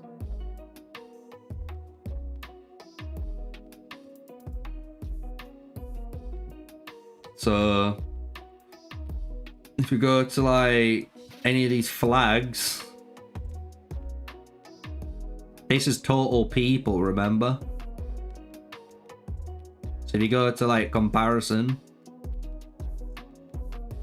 I could switch this to like winged hussar and go to his details, go to his stats.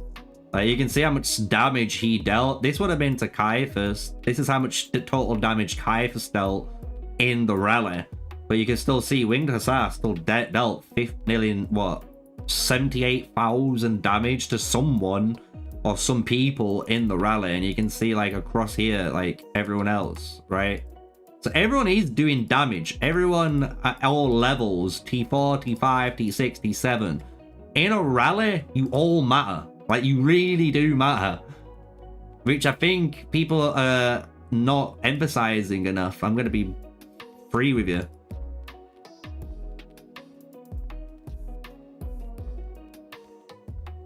You sent one finger. There you go, look. Mardex just sent one in chat, see? It's a new report. This was ratio 1 to 1.5. Not too bad, right? 113k. And this is, look, T6 versus T7. T6, T7, yeah? So Mardex has the T7, Porkchop has the T6. But I'm just saying, look, he only lost 1k more. 1k more. And that's T7 versus T6. 12k versus 5.7k. So he basically just got, what, double in the hospital. That is it. Double in the hospital, 1k extra on the loss here. And look, your heroes, the enemy heroes. Both heroes basically are maxed out, apart from Rani here. See?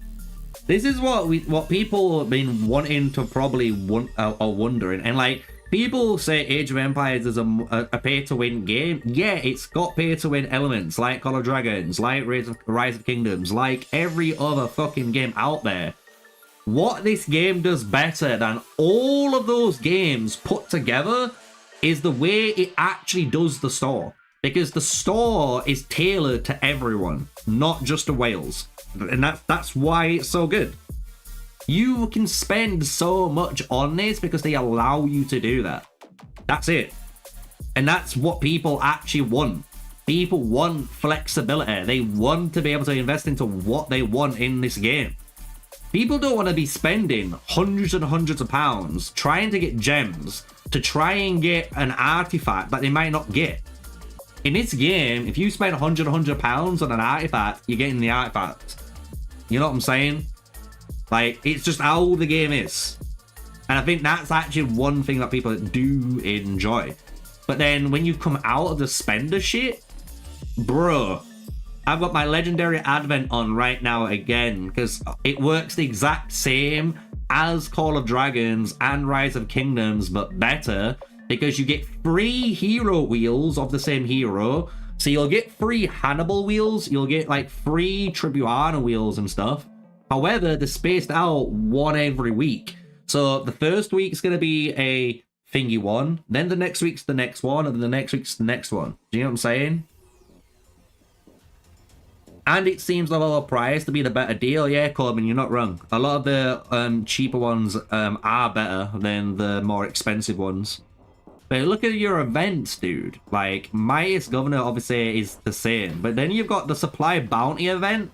I'm kind of slacking on this. I will admit, I am slacking like a mother liquor, but I will catch up. We're at rank 80.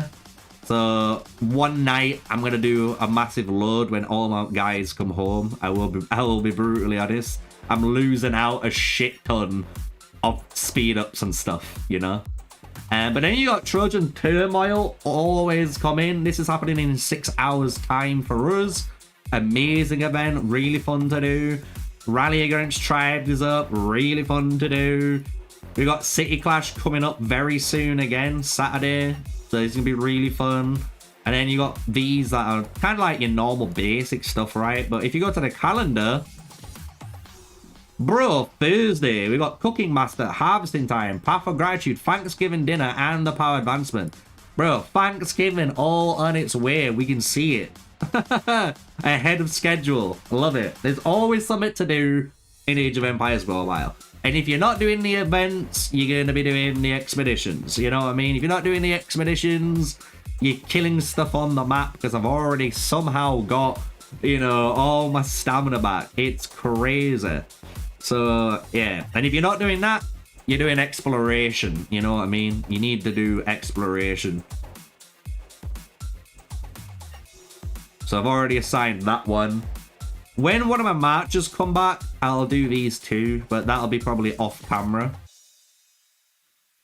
But yeah, guys, we have had a nice short stream. Like I said, this is going to be a short stream today, since I haven't done a video for Age of Empires today. Today is the Call of Dragons video, so if you're playing Call of Dragons, check it out. I have made a video, guys. So a video for you guys. So, you know, it's up to you to love the game and to get views, because if there's no views there, I'm just going to say the game looks like it's fucking dead.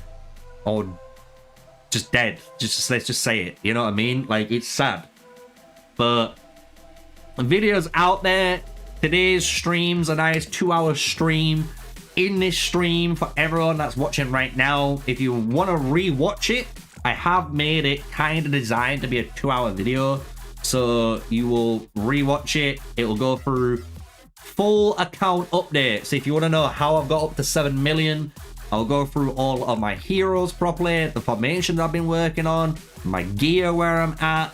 I'll show you the power rankings, the alliance rankings, what Empire 42 currently we're fighting at.